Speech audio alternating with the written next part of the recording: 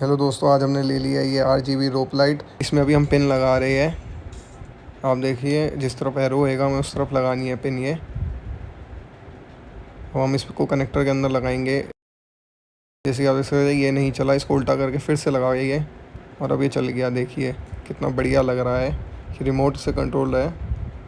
आप इसमें कोई भी फ्लैश लाइट, स्मूथ, जौन सा मोड चाहते हैं वो कर सकते हैं, और सिंगल कलर भी कर सकते हैं। Thanks for watching.